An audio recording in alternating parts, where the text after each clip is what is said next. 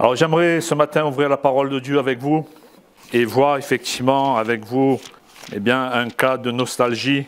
Et pour ça, je vais prendre avec vous le livre des Hébreux, chapitre 10. On va lire tout le chapitre 10 pour que nous comprenions bien l'historique et tout le contexte. Moi, j'aime à dire que c'est bien de l'afficher, mais c'est mieux d'avoir encore la parole de Dieu dans sa main. Alléluia. Parce que si la projection, il y a une coupure d'électricité, comment vous ferez pour vérifier ce que je dis ? Voilà, donc nous lisons ceci. En effet, la loi qui possède une ombre des biens à venir et non l'exacte représentation des choses ne peut jamais, par les mêmes sacrifices qu'on offre perpétuellement chaque année, amener les assistants à la perfection. Autrement, n'aurait-on pas cessé de les offrir parce que ceux qui rendent ce culte, étant une fois purifiés, n'auraient plus eu aucune conscience de leurs péchés. Mais le souvenir des péchés est renouvelé chaque année par ces sacrifices, car il est impossible que le sang des taureaux et des boucs ôte les péchés. C'est pourquoi Christ, entrant dans le monde, dit « Tu n'as voulu ni sacrifice ni offrande, tu m'as formé, mais tu m'as formé un corps. Tu n'as agréé ni holocauste ni sacrifice pour le péché, alors j'ai dit « Voici je viens, dans le rouleau du livre, il est question de moi, pour faire ô Dieu ta volonté. » Et après avoir dit, d'abord tu n'as voulu et tu n'as agréé ni sacrifice ni offrande, ni holocauste, ni sacrifice pour le péché, ce qu'on offre selon la loi, il dit ensuite, voici, je viens pour faire ta volonté. Il accomplit ainsi la première chose pour établir la seconde. Et c'est en vertu de cette volonté que nous sommes sanctifiés par l'offrande du corps de Christ, une fois pour toutes. Et tandis que tout sacrificateur fait chaque jour le service et offre souvent les mêmes sacrifices qui ne peuvent jamais ôter les péchés, lui, après avoir offert un seul sacrifice pour les péchés, s'est assis pour toujours à la droite de Dieu, attendant désormais que ses ennemis soient devenus son marchepied, car par une seule offrande, il a amené à la perfection pour toujours ceux qui sont sanctifiés. C'est ce que le Saint-Esprit nous atteste aussi, car après avoir dit « Voici l'alliance que je ferai avec eux », après ces jours-ci, dit le Seigneur, je mettrai mes lois dans leur cœur et je les écrirai dans leur esprit. Et il ajoute, et je ne me souviendrai plus de leurs péchés ni de leurs iniquités. Or, là où il y a pardon des péchés, il n'y a plus d'offrande pour le péché. Ainsi donc, frères, puisque nous avons au moyen du sang de Jésus une libre entrée dans le sanctuaire, par la route nouvelle et vivante qu'il a inaugurée pour nous au travers du voile, c'est-à-dire au travers de sa chair, et puisque nous avons un souverain sacrificateur établi sur la maison de Dieu, approchons-nous avec un cœur sincère, dans la plénitude de la foi, les cœurs purifiés d'une mauvaise conscience et le cœur lavé d'une eau pure. Retenons fermement la profession de notre espérance, car celui qui fait la promesse est fidèle.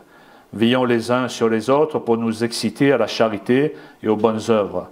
N'abandonnons pas notre assemblée comme c'est la coutume de quelques-uns, mais exhortons-nous réciproquement, et cela d'autant plus que vous voyez s'approcher le jour. Car si nous péchons volontairement après avoir reçu la connaissance de la vérité, il ne reste plus que sacrifice pour le péché, mais une attente terrible du jugement et l'ardeur d'un feu qui dévorera les rebelles. Celui qui a violé la loi de Moïse meurt sans miséricorde sur la déposition de 2 ou de 3 témoins. De quel pire châtiment pensez-vous que sera jugé digne celui qui aura foulé aux pieds le Fils de Dieu, qui aura tenu pour profane le sang de l'alliance par lequel il a été sanctifié et qui aura outragé l'Esprit de sa grâce? Car nous connaissons celui qui a dit « À moi la vengeance, à moi la rétribution, et encore le Seigneur jugera son peuple. » Et c'est une chose terrible que de tomber entre les mains du Dieu vivant. Souvenez-vous de ces premiers jours où, après avoir été éclairés, vous avez soutenu un grand combat au milieu des souffrances. D'une part, exposé comme en spectacle aux opprobres et aux tribulations, et de l'autre, vous associant à ceux dont la position était la même. En effet, vous avez eu de la compassion pour les prisonniers et vous avez accepté avec joie l'enlèvement de vos biens, sachant que vous avez des biens meilleurs et qui durent toujours.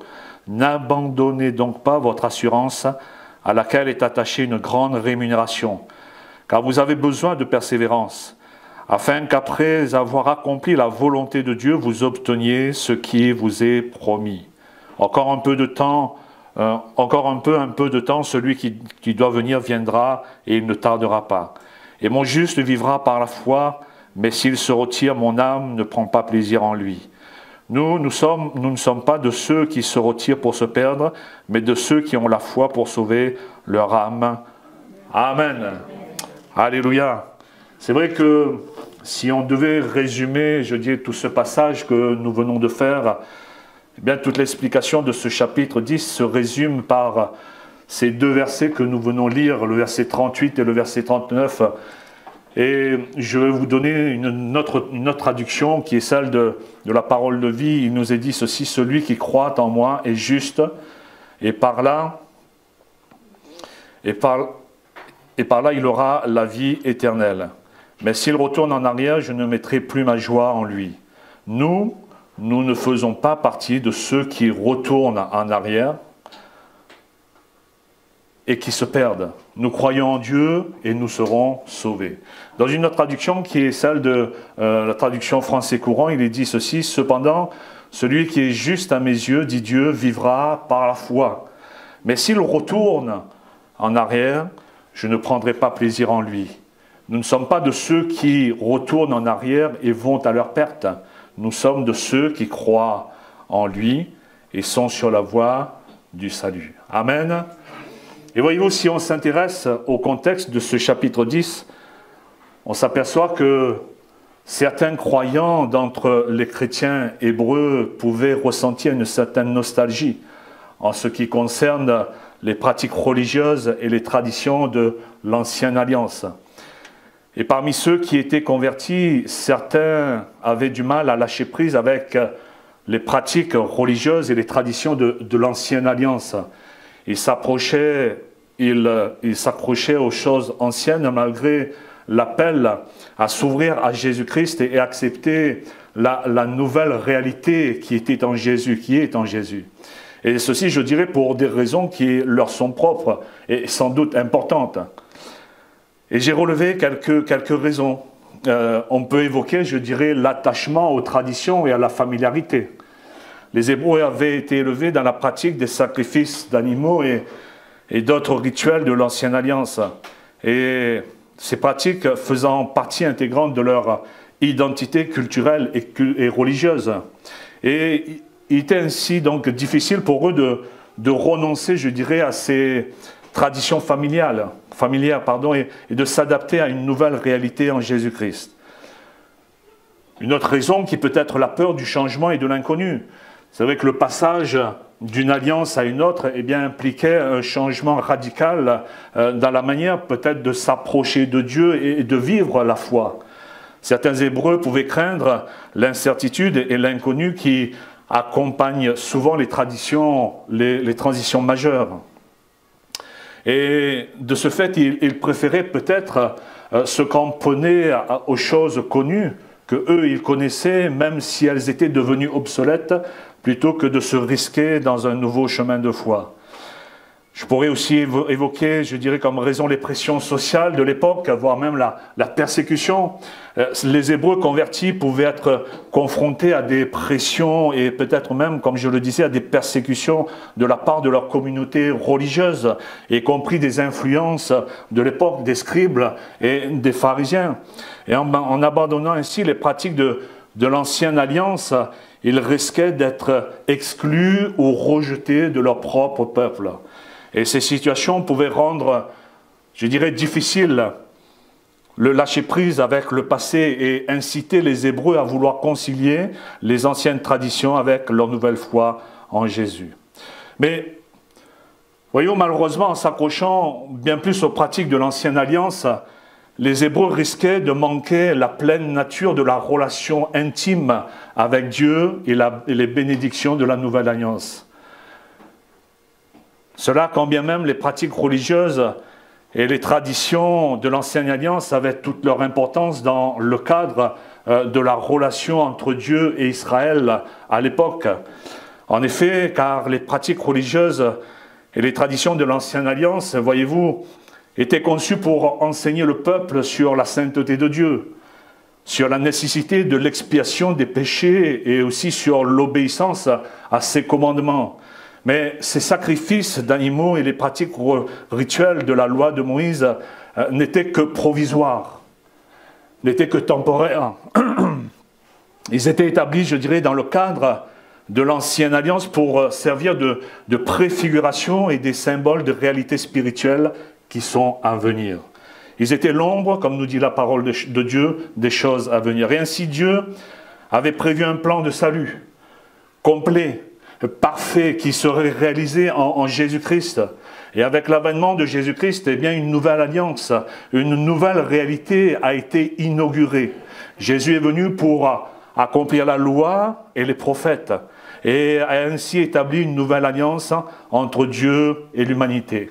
Et Dieu avait ainsi prévu que Jésus soit l'agneau de Dieu, le sacrifice ultime qui apporterait le pardon et la rédemption à tous ceux qui croient en lui. Cependant, cela ne signifie pas que l'ancienne alliance doit être complètement oubliée et effacée. Bien que l'ancienne alliance ne soit plus en vigueur et en pratique, elle conserve néanmoins une importance historique et théologique. La nouvelle alliance en Jésus-Christ ne renie pas l'ancienne alliance, mais la nouvelle alliance complète, elle l'accomplit. Et en tant que chrétiens, bien que nous ne soyons plus liés à l'ancienne alliance en termes, je dirais, de pratiques religieuses, nous reconnaissons néanmoins son importance en tant que fondement de notre propre foi. Et les Écritures de l'Ancien Testament, qui font partie de l'Ancienne Alliance, continuent, je dirais, à être une source de sagesse, une source d'encouragement et d'inspiration pour tous les croyants et encore pour nous ce matin. Alors, je voudrais ce matin voir avec vous quelques points, je dirais, essentiels que nous pourrions relever au travers de ce livre de chapitre 10 des Hébreux et ce que le Seigneur désire pour nos cœurs, pour nos vies ce matin, de sorte que nous avancions, que nous ne soyons pas simplement des nostalgiques, mais de sorte que nous ne soyons pas de ceux qui, compromettant ainsi notre foi, nous risquons de nous éloigner de la vérité et de la grâce de l'Évangile et ainsi de nous perdre. Et donc le premier point que je voudrais aborder avec vous, et qui est à prendre en considération si nous ne voulons pas retourner en arrière pour se perdre, mais être de ceux qui ont la foi pour être sauvés, c'est de placer Jésus-Christ au centre de notre vie et de notre confiance comme étant l'agneau parfait pour le sacrifice parfait. Le problème, nous l'avons vu, le problème des Hébreux était leur tendance à revenir en arrière, vers les pratiques de l'Ancienne Alliance, y compris les sacrifices d'animaux et les rituels religieux. Ils avaient du mal à abandonner complètement les traditions de leur passé et à embrasser pleinement la nouvelle alliance en Jésus-Christ. Et ce chapitre 10, nous l'avons vu ensemble, commence en affirmant que la loi de Moïse, avec ses sacrifices d'animaux, était une ombre des choses à venir et non l'expression même de la réalité. Ces sacrifices, c'était des sacrifices répétitifs qui ne pouvaient pas en eux-mêmes effacer les péchés de manière permanente. Et dans l'Ancienne Alliance, les sacrificateurs offraient régulièrement des sacrifices d'animaux pour expier les péchés du peuple. Les anciens sacrifices d'animaux étaient un élément central du culte dans l'Ancienne Alliance. Ils étaient prescrits par la loi de Moïse et avaient pour but de purifier le peuple de ses péchés et de rétablir sa relation avec Dieu. Cependant, il nous est également dit que ces sacrifices étaient imparfaits et limités dans leur efficacité. C'est pourquoi ils étaient nécessaires de manière répétée, et année et après année. Mais Dieu avait prévu d'envoyer son Fils bien-aimé, Jésus-Christ, pour accomplir sa volonté et offrir le sacrifice parfait pour les péchés de l'humanité. Et Dieu avait ainsi prévu que son Esprit Saint habiterait en ceux qui croiraient en Jésus, les transformant de l'intérieur et en les guidant dans une vie de sainteté et de communion avec lui. Et le sacrifice de Jésus a ainsi accompli ce que les sacrifices d'animaux ne pouvaient pas accomplir. Jésus, en tant qu'agneau de Dieu, a offert son propre corps en sacrifice, versant son sang précieux pour nous purifier de nos transgressions une bonne fois pour toutes. Et il a ainsi apporté un pardon qui est complet et éternel pour nos péchés et a établi ainsi une nouvelle alliance. Et cette nouvelle alliance, frères et sœurs, apportée par Jésus-Christ, elle est caractérisée par sa grâce, par la rédemption, par la réconciliation avec Dieu et un accès, et cette alliance nous donne un accès direct avec Dieu, avec sa présence. Et c'est la raison pour laquelle les sacrifices d'animaux de l'ancienne alliance étaient, je dirais, des symboles, et comme le dit la Bible, des symboles et des préfigurations de ce que Jésus accomplirait pleinement.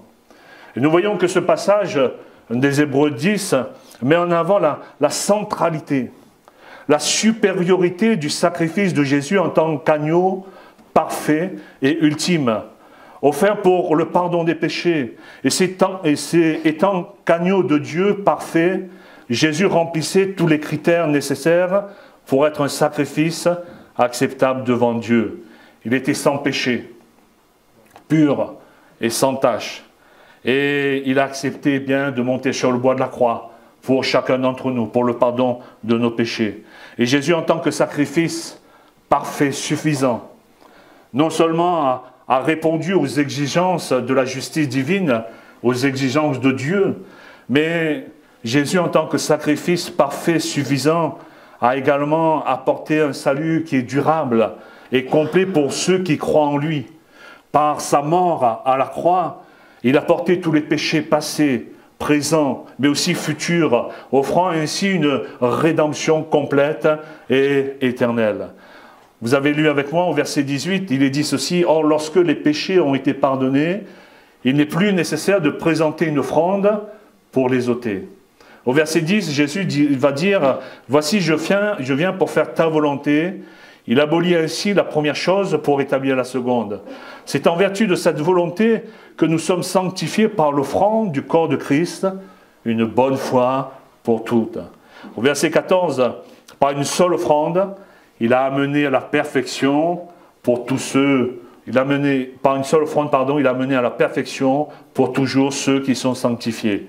Et la Bible nous dit même, après avoir accompli ces choses, eh bien, lui, après avoir offert un seul sacrifice pour les péchés, il s'est assis pour toujours à la droite de Dieu.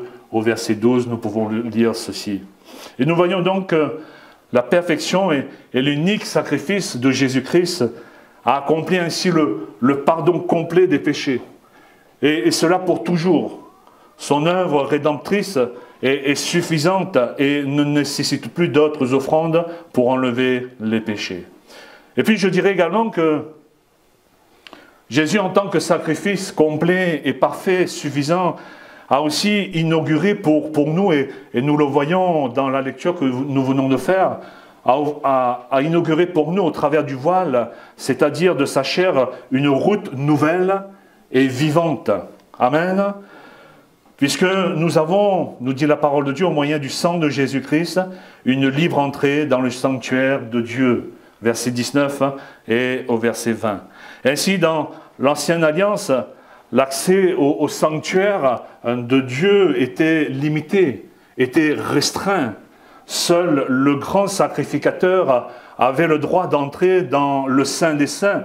Et cela se faisait une fois par an avec du sang d'animaux pour l'expiation des péchés du peuple. Mais malgré mes grâces, je dirais, au sacrifice de Jésus-Christ, eh bien le voile qui séparait l'humanité de Dieu, qui séparait l'humanité de la présence de Dieu, ce voile a été déchiré, son corps brisé et son sang a été répandu ont ouvert une nouvelle voie, une route vivante, une route nouvelle par laquelle eh bien, nous pouvons maintenant nous approcher et avoir un accès direct avec Dieu. Par conséquent, nous avons maintenant la possibilité d'entrer librement dans le sanctuaire de Dieu par la foi en Jésus-Christ. Nous n'avons plus besoin d'intermédiaires. Amen. Nous n'avons plus besoin de sacrifices d'animaux, mais nous avons besoin de Jésus-Christ et de Jésus-Christ seul. Parce que Jésus est le chemin, la vérité et la vie. Parce que Jésus est le seul médiateur entre Dieu et les hommes. Parce que le sacrifice unique de Jésus qui a radicalement transformé notre relation avec Dieu, c'est par son sacrifice que nous sommes réconciliés avec Dieu. Et c'est par son sacrifice que nous pouvons aussi nous approcher directement et vivre une relation intime avec notre Dieu, avec notre Seigneur. Jésus, je dirais aussi, en tant que sacrifice complet et parfait, suffisant, est aussi la base de notre sanctification. Au verset 10, il est dit, nous sommes sanctifiés par l'offrande du corps de Jésus-Christ, une bonne fois pour toutes. Et c'est vrai que la sanctification, eh bien, c'est un prérequis pour entrer dans une relation intime avec Dieu et pour participer pleinement à sa nature sainte. Cela ne veut pas dire que nous sommes sanctifiés une bonne fois pour toutes.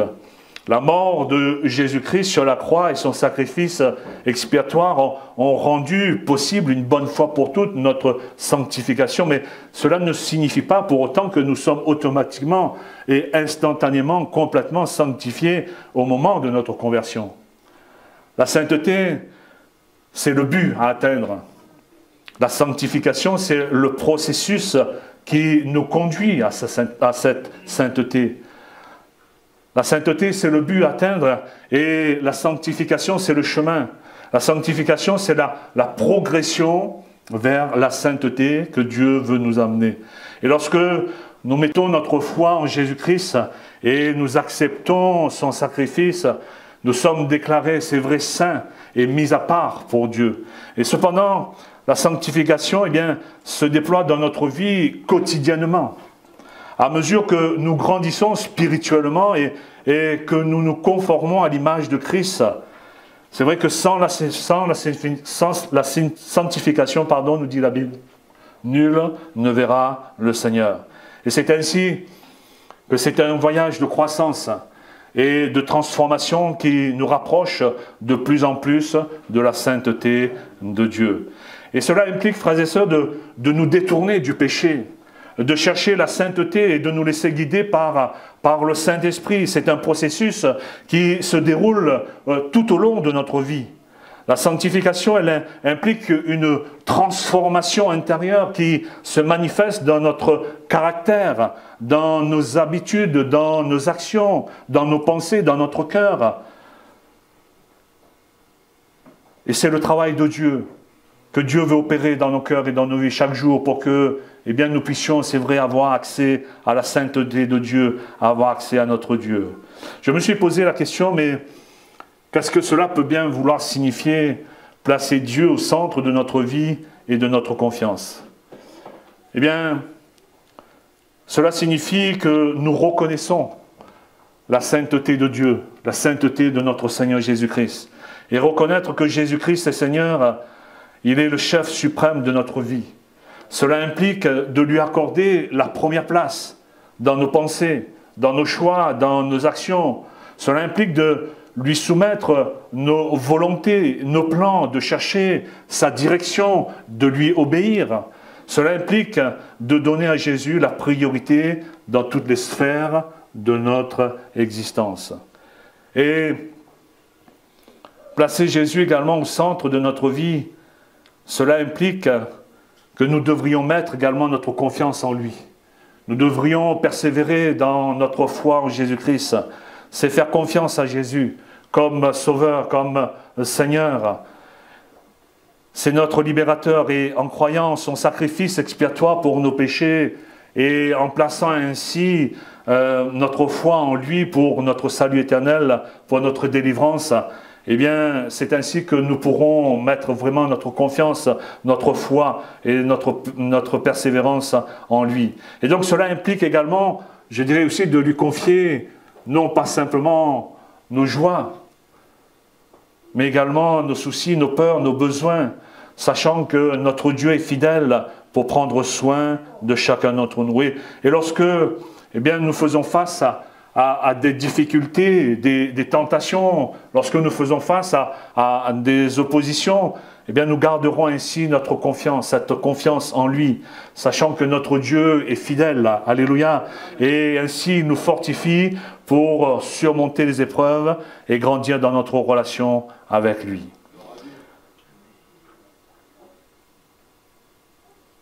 Placer Jésus au centre de notre vie, je dirais que cela implique que nous suivons également son exemple, que nous nous efforçons de vivre selon les enseignements et les exemples de Jésus. Cela implique d'imiter son amour, sa compassion, son humilité. Cela implique d'imiter son pardon, mais aussi sa justice. Et nous cherchons par tous les moyens à marcher dans ses pas et à refléter son caractère dans nos interactions avec les autres. Je dirais, nous pouvons aussi cultiver une relation intime et lui rester fidèle. C'est-à-dire que nous allons développer une relation intime avec Jésus au travers de la prière, au travers de l'étude de la parole de Dieu, au travers de la communion avec lui, par le Saint-Esprit. Et nous cherchons ainsi à connaître Jésus plus profondément et à nous rapprocher de lui dans notre intimité spirituelle. Non pas par intérêt, non pas parce que nous avons besoin de Dieu, mais bien par amour, parce qu'il est celui qui nous a aimés le premier. Et c'est vrai que nous voulons nous approcher de notre Dieu parce qu'il est saint, parce qu'il est Dieu, parce qu'il est tout-puissant. Et voyez-vous, placer Jésus au centre de notre vie et de notre confiance est essentiel pour éviter de se retirer, comme nous l'avons lu dans la parole de Dieu, de retourner en arrière et de se perdre. Et par Jésus, c'est par Jésus que nous trouvons la véritable rédemption, la plénitude de la grâce et l'accès direct à Dieu. En plaçant Jésus au centre, nous nous ouvrons à sa grâce transformative, à sa direction, à son amour incommensurable, inconditionnel. Nous sommes alors en mesure de suivre fidèlement sa volonté, de persévérer dans la foi malgré les défis, malgré les tentations, et de vivre ainsi une vie qui reflète sa nature et son caractère. À lui soit toute la gloire. Le deuxième point, deuxième élément, je dirais, que nous pouvons prendre en considération si nous ne voulons pas retourner en arrière pour se perdre, mais être de ceux qui ont la foi pour être sauvés, c'est que nous avons un rôle en tant que croyants, en tant que chrétiens à jouer. C'est le rôle du croyant dans le chemin spirituel. Et le premier rôle du croyant dans le chemin spirituel, je dirais, comme nous venons de le voir, de le lire, c'est de lâcher prise sur les choses anciennes. Est-ce que vous avez des choses anciennes, frères et sœurs, sur lesquelles vous avez du mal à lâcher prise? Merci d'être honnête. Mais le Seigneur est là pour nous secourir, pour nous délivrer. Et nous voyons que dans le contexte de la lettre aux Hébreux, certains Hébreux convertis avaient du mal, nous l'avons vu, à lâcher prise avec les pratiques religieuses et les traditions de l'Ancienne Alliance. Et je me dis qu'il peut nous aussi y avoir des choses bien anciennes dans nos vies qui nous sont difficiles à lâcher prise. Ces choses anciennes, peut-être les traditions familiales ou culturelles. Parfois, nous sommes attachés à certaines traditions familiales ou culturelles qui ont une importance pour nous. Et cela peut inclure, je dirais, des pratiques religieuses, des rituels ou des coutumes. Et bien que ces traditions puissent être significatives, il est important de s'assurer qu'elles ne prennent pas le pas sur notre relation avec Dieu et notre obéissance à sa parole. Cela peut être également des habitudes et aussi des addictions. Il peut y avoir des habitudes ou des addictions qui nous retiennent et qui nous empêchent de vivre pleinement en Christ. Cela peut inclure, je dirais, des dépendances peut-être à la drogue, à l'alcool, à la nourriture, voire même à la pornographie, aux jeux d'argent, etc., etc. Et lâcher prise à ces comportements destructeurs peut être difficile, mais c'est essentiel pour notre croissance spirituelle et notre liberté en Christ. Cela peut être aussi, je dirais, un attachement aux possessions matérielles. Parfois, nous pouvons être attachés à nos possessions matérielles au point de les idolâtrer. Nous pouvons être obsédés par l'argent, par les biens matériels ou le statut social. Cela peut nous empêcher de mettre Dieu au premier plan dans notre vie, au premier plan de notre vie et de partager généreusement avec les autres. Et lâcher prise de ces attachements peut être aussi là un défi. Mais si nous ne le faisons pas, cela nous permet de retrouver, cela nous permet de retrouver une véritable satisfaction en Christ plutôt que les choses matérielles. Je dirais cela peut être aussi des relations toxiques ou des relations mauvaises. Il peut arriver que nous ayons du mal à lâcher prise de relations qui sont qualifiées toxiques ou malsaines, qui nous tirent vers le bas spirituellement. Cela peut inclure des amitiés néfastes, des relations, voire même peut-être amoureuses, qui sont destructrices, ou des liens familiaux toxiques. Et lâcher prise de ces relations peut être là aussi douloureux, mais cela permet de préserver notre bien-être émotionnel et spirituel si nous le faisons. Cela peut être, enfin, je dirais, une difficulté à céder le contrôle de soi-même, à céder les rênes de sa vie. Parfois, nous sommes réticents à lâcher prise le contrôle sur nos vies et à remettre les rênes à Dieu. Nous voulons tout planifier, nous voulons tout contrôler par nous-mêmes, ce qui, je dirais, limite notre capacité à faire confiance à Dieu et à suivre sa direction. Et lâcher prise du contrôle et remettre notre vie entre les mains de Dieu est une démarche de foi, est une démarche d'abandon, c'est une démarche nécessaire pour que le Seigneur œuvre dans nos cœurs, pour que le Seigneur œuvre dans nos vies et que sa présence grandisse et que nous-mêmes nous puissions grandir en lui. Et on pourrait ainsi, je dirais, évoquer par exemple la culpabilité, le doute, les souvenirs, les aspirations, les blessures, voire même les frustrations, les traumatismes ou même des identités liées à notre passé et qui nous empêchent de nous aligner pleinement sur la volonté de Dieu. Et certaines choses anciennes peuvent aussi avoir une certaine importance pour nous, que ce soit parce qu'elles nous procurent un certain confort, une familiarité, une sécurité émotionnelle, ou alors parce qu'elles représentent des expériences positives. Cependant, il est essentiel, frères et sœurs, ce matin, de comprendre que lâcher prise sur ces choses anciennes ne signifie pas forcément et nécessairement de les dévaloriser, de les effacer complètement de notre histoire. Nous avons vu que pour les Hébreux, nous ne pouvons pas effacer l'ancienne alliance, ce n'est pas possible. Mais cela implique plutôt de les placer devant la perspective plus large du plan de Dieu pour nos vies. Si ces choses anciennes sont en contradiction avec la volonté de Dieu pour notre vie, ou si elles nous empêchent de grandir spirituellement, elles peuvent devenir un obstacle à l'œuvre de Dieu dans nos cœurs, en nous, dans nos vies et notre marche avec lui. En somme, je dirais, il existe plusieurs situations dans lesquelles nous pourrions avoir du mal à lâcher prise. Lâcher prise sur les choses anciennes peut être un processus qui est délicat et parfois douloureux, mais je dirais combien nécessaire pour placer Dieu en premier dans notre cœur, dans notre vie, et lui accorder ainsi une obéissance totale. De cette façon, nous serons certains de ne pas retourner en arrière, comme nous l'avons lu dans la parole de Dieu, et ainsi se perdre.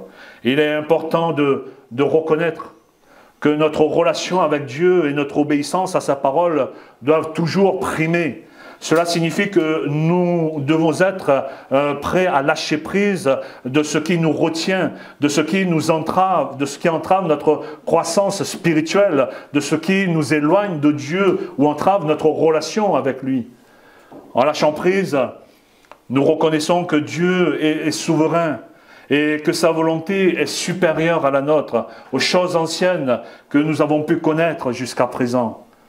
Nous choisissons de nous soumettre à Jésus et de lui faire confiance. Nous permettons ainsi le Saint-Esprit, à son Esprit, de nous conduire sur le chemin de la sanctification et de la croissance spirituelle. C'est vrai que cela demande de la foi, cela demande de l'humilité, du renoncement à nos préférences et à nos propres désirs. Mais lorsque nous promettons à Dieu, lorsque nous permettons à Dieu de travailler dans nos cœurs, de travailler dans nos vies, de nous transformer, de nous conduire sur le chemin du salut et de la sanctification, eh bien nous découvrons souvent que ce qu'il a prévu pour nous, que ses plans dépassent de loin ce que nous-mêmes nous aurions pu imaginer, voire même penser. Et nous découvrons ainsi la joie de vivre dans sa volonté. Et nous bénéficions ainsi de sa direction, nous bénéficions ainsi de sa protection. Nous réalisons ainsi que la parole, qui est la source de vérité, la source de sagesse, et nous sommes transformés à son image par la puissance du Saint-Esprit. Et la parole de Dieu affirme que si quelqu'un est en Christ, il est une nouvelle créature. Voici les choses anciennes sont passées, toutes choses sont devenues nouvelles. Les choses anciennes sont passées. Et c'est vrai que Jésus a ouvert un tout nouvel horizon. Alléluia, il a ouvert un nouvel horizon pour chacun d'entre nous. Et comprendre cette vérité est essentiel pour embrasser pleinement la vie transformée et la relation renouvelée que nous avons avec Jésus-Christ. Jésus est venu inaugurer une nouvelle voie, une nouvelle route pour nous. Il est venu apporter une rédemption complète, une réconciliation avec Dieu et une vie transformée par son sacrifice à la croix. Et par sa mort, par sa résurrection, Jésus a ouvert un accès direct avec Dieu, libéré du fardeau de la loi et des sacrifices rituels. Et ainsi, il nous invite à marcher sur cette nouvelle route et à expérimenter ainsi une relation profonde et intime avec Dieu. Alléluia. Et je crois que c'est là, ce matin, l'encouragement de notre Seigneur Jésus-Christ à trouver, je dirais, notre identité, à trouver notre sécurité, notre espérance en Christ, plutôt que dans les choses pratiques passées. Et en faisant cela, eh bien, nous pourrons connaître une croissance spirituelle, une intimité renouvelée avec Dieu, et une joie profonde dans notre cheminement de foi. Amen. Dans Ésaïe, chapitre 43, verset 18, il est dit ceci: « Ne pensez plus aux événements passés et ne considérez plus ce qui est ancien. » Et nous voyons que le prophète adresse ici ces paroles au peuple d'Israël, les exhorte à ne pas s'enfermer dans le passé et à ne pas se laisser accabler par les expériences passées. Il leur rappelle que Dieu est celui qui opère des merveilles et qui accomplit de nouvelles choses dans leur vie. Il les encourage à regarder vers l'avenir et à faire confiance à Dieu pour le chemin à venir. Et je crois que ce thème trouve un écho également dans Hébreux chapitre 10 où les croyants sont également exhortés à ne pas s'attarder aux choses anciennes. Et tant dans Ésaïe 43 que dans Hébreux 10, il est souligné que tout ce qui fait référence à nos anciennes pratiques, à nos anciennes vies, etc., ne peuvent pas apporter la pleine réalisation de la volonté de Dieu et de la relation avec lui. Dieu nous invite à laisser derrière nous les choses du passé, à ne pas s'y attacher, mais à embrasser pleinement la réalité nouvelle et supérieure en Jésus-Christ et à nous tourner complètement vers lui pour notre salut, pour notre direction et notre croissance spirituelle. Et voyez-vous, en abandonnant ce qui nous retient, en nous soumettant à Dieu, nous expérimentons ainsi sa grâce. Nous expérimentons ainsi sa paix, sa direction dans nos vies, dans nos cœurs, pour nos vies et aussi pour nos cœurs. Et chaque aspect de notre existence soit soumis à lui et que sa volonté prévale dans nos cœurs, dans nos vies et dans nos actions. À Dieu soit toute la gloire. Le deuxième rôle, je dirais, du croyant dans le chemin spirituel est de ne pas abandonner, comme nous l'avons lu aussi, son assurance et de préserver, de persévérer dans la foi. Au verset 35, il nous est dit « N'abandonnez donc pas votre assurance, à laquelle est attachée une grande rémunération, car vous avez besoin de persévérance, afin qu'après avoir accompli la volonté de Dieu, vous obteniez ce qui vous est promis. » Alléluia. Gardez son assurance en Jésus-Christ et avoir besoin de persévérance est nécessaire si nous voulons avancer, si nous voulons aller de l'avant plutôt que de retourner en arrière. Et l'auteur de la lettre aux Hébreux nous exhorte à ne pas abandonner notre assurance, c'est-à-dire notre confiance en la promesse de salut en Jésus-Christ. Lorsque nous gardons notre assurance en Jésus, cela signifie que nous continuons à mettre notre foi en lui, à compter sur son sacrifice à la croix pour notre salut. Cela veut dire que nous continuons à nous appuyer sur sa grâce et sur sa fidélité. Nous ne permettons pas ainsi aux circonstances et aux doutes et aux tentations de nous éloigner de notre confiance en lui. Et en gardant notre assurance en Jésus, nous reconnaissons ainsi, frères et sœurs, qu'il est le seul fondement solide sur lequel nous pouvons construire notre foi. Nous ne pouvons pas nous appuyer sur notre propre force, sur notre propre volonté, sur notre propres œuvres ou mérites, mais c'est sur sa grâce et c'est sur son amour inconditionnel que nous sommes invités à nous appuyer. Nous rejetons toute confiance en nous-mêmes ou en d'autres choses pour notre salut et nous mettons notre entière confiance en Jésus-Christ.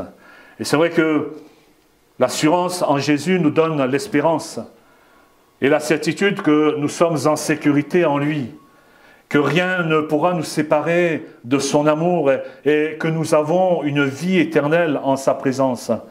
C'est par cette assurance également en Jésus que nous trouvons la force, la persévérance et la confiance pour traverser les épreuves et poursuivre ainsi notre marche avec lui. La Bible nous dit que cette assurance, eh bien, elle est associée à une grande rémunération qui représente les bénédictions et les récompenses éternelles que Dieu réserve à ceux qui restent fidèles jusqu'à la fin. Alléluia. Notre persévérance, notre assurance, eh bien, elle sera récompensée. Lorsque Jésus-Christ reviendra, posera les pieds sur cette terre et nous enlèvera avec lui dans son ciel de gloire. Notre récompense, elle n'est pas ici-bas, mais elle est dans le royaume de Dieu, elle est dans les cieux éternels. Cependant, pour recevoir, je dirais, cette rémunération, nous avons besoin, comme nous l'avons lu également, de persévérance. La persévérance, c'est la capacité de continuer à croire et à suivre Dieu malgré les difficultés, malgré les oppositions, malgré les tentations. Elle est, je dirais, essentielle pour accomplir la volonté de Dieu dans nos vies et pour recevoir les promesses qu'il nous a faites. La nécessité, frères et sœurs, de la persévérance, elle découle du fait que notre parcours, elle découle du fait que notre parcours de foi peut être sommé d'obstacles, de doutes, voire même de découragement. Et nous pouvons être ainsi, je dirais, tentés de renoncer à notre confiance en Dieu et à ses promesses, surtout lorsque nous faisons face à des épreuves qui sont longues, des épreuves prolongées, des épreuves ou des persécutions. Mais l'auteur, nous l'avons lu, l'auteur des Hébreux nous rappelle que la persévérance, elle est essentielle pour recevoir l'accomplissement des promesses de Dieu dans nos cœurs et dans nos vies. Et la persévérance, elle implique, je dirais, de rester ferme dans notre foi, de tenir bon face aux épreuves, de résister aux tentations et de continuer, malgré ce que nous pouvons endurer, de continuer à marcher avec Dieu, même lorsque les circonstances semblent contraires, même si les vents semblent contraires. La persévérance nous demande de garder nos regards, nos yeux fixés sur Jésus, qui lui est notre modèle, notre source de force, et de nous appuyer sur la puissance du Saint-Esprit qui réside en chacun d'entre nous. Voyez-vous, lorsqu'il est fait question de persévérance, on peut se poser la question, à quoi est-il référencé? Eh bien, j'ai regardé dans le dictionnaire, lorsque on lit la définition du mot persévérance, eh bien, cela se rapproche au fait de s'accrocher, de s'acharner, d'aller jusqu'au bout, de continuer, de nous entêter, d'insister, de se maintenir, de s'obstiner, de persister, de poursuivre. Tout cela non pas à l'égard de nos frères, de nos sœurs, non pas à l'égard de notre prochain, mais tout cela bien sûr dans les choses de Dieu, dans les voies de notre Dieu. Persister, s'acharner dans les voies de Dieu. Alléluia. Et en persévérant dans la foi, en accomplissant la volonté de Dieu pour nos vies, nous nous préparons à recevoir ce qui nous est promis dans nos cœurs et dans nos vies pour l'éternité. Nous vivons dans l'attente confiante des bénédictions futures qui nous viennent de Dieu, que Dieu a promis, que Dieu a préparé pour nous. Et cela peut inclure, et cela inclut la vie éternelle, la communion intime avec Dieu, l'héritage céleste et bien d'autres bénédictions spirituelles. Amen. Alléluia. Un troisième rôle, je dirais, du croyant dans le chemin spirituel est de ne pas abandonner son assemblée. Cela est aussi écrit dans le texte que nous venons de lire. Et c'est vrai que l'importance de l'assemblée, l'importance de la communion fraternelle. L'auteur nous encourage à ne pas abandonner l'assemblée, mais nous encourage mutuellement dans la foi. Cela fait référence à la participation régulière, continue, à la vie de l'Église et à la vie de l'Église locale. L'Église joue un rôle essentiel dans le soutien et dans la croissance spirituelle de chacun de ses membres. Le fait de ne pas abandonner l'assemblée revêt une importance significative dans le chemin spirituel de chacun des croyants. Et je dirais qu'il y a plusieurs raisons à cela. L'assemblée, l'Église, c'est un lieu de communion fraternelle, d'encouragement mutuel et de soutien mutuel. L'assemblée offre un lieu de communion fraternelle où les croyants peuvent partager des moments de joie, de peine, de prière et de partage. Ils peuvent se soutenir les uns les autres dans les épreuves, dans les difficultés de la vie, tout en célébrant ensemble aussi les victoires et les bénédictions que le Seigneur accorde. Et rien de tel qu'une église, que l'assemblée pour renforcer les liens entre les croyants et favoriser ainsi l'amour, l'unité au sein de la communauté et s'édifier spirituellement en partageant des enseignements bibliques, des témoignages, des moments de prière et de louange. C'est aussi un lieu d'apprentissage, de croissance spirituelle. Au sein de l'assemblée, les croyants ont l'occasion d'apprendre et de grandir avec leur compréhension de la parole de Dieu. Les enseignements bibliques, les études de groupe et les discussions permettent d'approfondir leur connaissance de Dieu et de sa volonté et de ses principes. Cela favorise une croissance spirituelle continue. L'assemblée est un lieu propice à l'exercice des dons spirituels où les croyants peuvent mettre en pratique les talents et les capacités que Dieu a donnés à chacun. L'assemblée offre un cadre propice à l'exercice des dons spirituels que Dieu a donnés à chacun.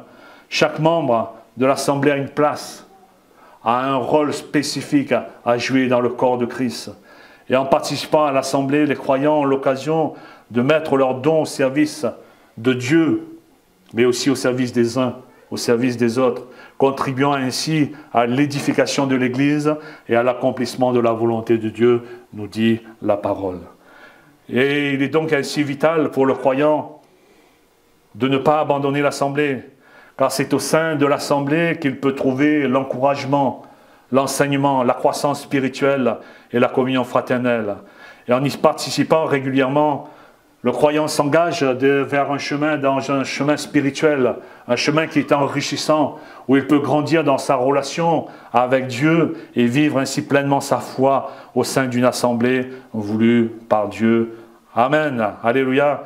J'arrive à la conclusion. Et la question est celle-ci, sommes-nous de ceux et de celles qui se retirent ou se retournent en arrière pour se perdre? Dans quelle direction devons-nous aller? Dans quelle direction devons-nous regarder? Vers qui et sur qui devons-nous porter nos regards? Nous venons de voir, c'est vrai, l'importance de ne pas se laisser distraire par les choses passées, de ne pas revenir à des comportements destructeurs ou de ne pas se laisser entraîner par la nostalgie du passé. Et je suis persuadé qu'alors que vous m'écoutiez, il vous est venu à l'esprit ce qui est dit à propos de celui qui met la main à la charrue et regarde en arrière. Ou alors du chien qui retourne à ce qu'il a vomi. Vous avez certainement pensé également à la femme de Lot. La référence qui mentionne quiconque met la main à la charrue et regarde en arrière se trouve dans Luc 9, 62. Il est dit ceci, quiconque met la main à la charrue et regarde en arrière n'est pas propre au royaume de Dieu. Et Jésus utilise cette métaphore pour illustrer l'importance de la détermination et de la persévérance dans le chemin spirituel qu'il a tracé pour nous. Regarder en arrière peut nous détourner de la voie que Dieu a tracée pour nous et nous empêcher ainsi de progresser spirituellement, nous empêcher ainsi d'avoir part au royaume de Dieu. Et le verset mentionnant le chien qui retourne à ce qu'il a vomi se trouve dans Proverbe 26, 11. Il est dit ceci: comme un chien qui retourne à ce qu'il a vomi, ainsi est un insensé qui revient à sa folie. Cette image est une image frappante. Je ne sais pas ce que vous en pensez, mais c'est une image frappante qui souligne là la sottise de ceux qui replongent dans leur ancienne voie destructrice, ne tirant pas les leçons du passé et revenant à leur comportement insensé.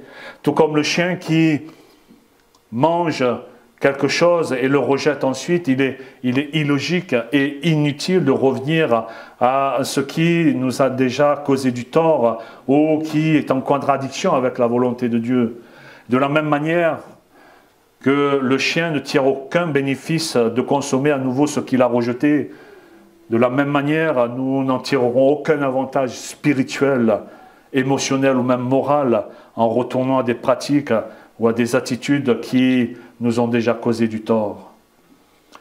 Et enfin, l'exemple de la femme de Lot, qui est tiré de l'histoire de la destruction de Sodome et de Gomorrhe, est raconté dans la Genèse 19. Et malgré l'avertissement de ne pas regarder en arrière, la Bible nous dit que la femme de Lot désobéit et se retourne. Et elle se transforma en statue de sel. Et cet exemple, voyez-vous, elle nous met en garde contre la tentation de ceux qui se laissent attacher aux choses du passé, au péché passé, plutôt que de suivre résolument le chemin de Dieu. Et donc, en conclusion, l'exhortation de notre Seigneur Jésus-Christ, eh bien, s'adresse à nous ce matin, à chacun d'entre nous. Et cette exhortation, elle est celle-ci: plaçons Jésus au centre de notre vie. Plaçons Jésus au centre de notre confiance. Saisissons l'accès direct à Dieu par le sacrifice de Jésus-Christ et marchons dans la sanctification par son œuvre parfaite que Jésus accomplit sur le bois de la croix. Lâchons prise sur les choses anciennes. N'abandonnons pas notre assurance en lui, en Jésus. Persévérons dans notre marche avec Dieu et trouvons notre force, trouvons notre encouragement, trouvons notre croissance spirituelle au sein de la communauté des croyants. Et ainsi, frères et sœurs, eh bien, nous pourrons nous concentrer sur la grâce et sur la direction de Dieu dans le présent et dans l'avenir. Et nous pourrons ainsi connaître la véritable liberté qui nous vient de notre Seigneur Jésus-Christ, connaître la liberté et la victoire en Jésus-Christ. Et nous pourrons aussi expérimenter pleinement la vie abondante que Dieu a préparée pour chacun d'entre nous. Alléluia. Gloire à toi, Seigneur. Merci encore, notre Dieu, ce matin, pour ta bonté et ta fidélité. Merci pour ta parole, Seigneur, notre Dieu. C'est vrai encore, nous voulons placer nos cœurs, nos vies devant toi, Seigneur. Et notre Dieu, nous voulons être de ceux qui persévèrent, qui regardent de l'avant, Seigneur, notre Dieu, qui regardent vers toi, Seigneur, les yeux étant fixés sur toi, Seigneur. Nous voulons, c'est vrai, notre Dieu, laisser les choses en arrière, Seigneur. Nous voulons nous attendre à toi ce matin, te laisser agir dans nos cœurs, dans nos vies, Seigneur. Et ce matin, je te prie pour mon frère, ma sœur, mes bien-aimés, Seigneur. Tu connais les cœurs, tu connais les vies, tu connais, Seigneur, toutes choses. Nous réclamons ta grâce, ta puissance, Seigneur. Nous réclamons encore, notre Dieu, ta conduite, notre Dieu, dans nos cœurs, dans nos vies. Vraiment, pose ta main, Seigneur, et aide-nous encore à progresser. Aide-nous, Seigneur, à aller de l'avant. Aide-nous, Seigneur, notre Dieu, à grandir. Et aide-nous, Seigneur, notre Dieu, à avoir ta vision, Seigneur. Merci encore, Père, parce que, Seigneur, nous savons que tu t'es fait un peuple, Seigneur. Tu t'es choisi un peuple, Seigneur. Et ce matin, nous voulons encore te rendre gloire, te dire merci, Seigneur. Qu'à toi se revient toute l'honneur, la gloire, la louange, dans le nom de Jésus. Amen. Amen. Alléluia. Gloire à Dieu.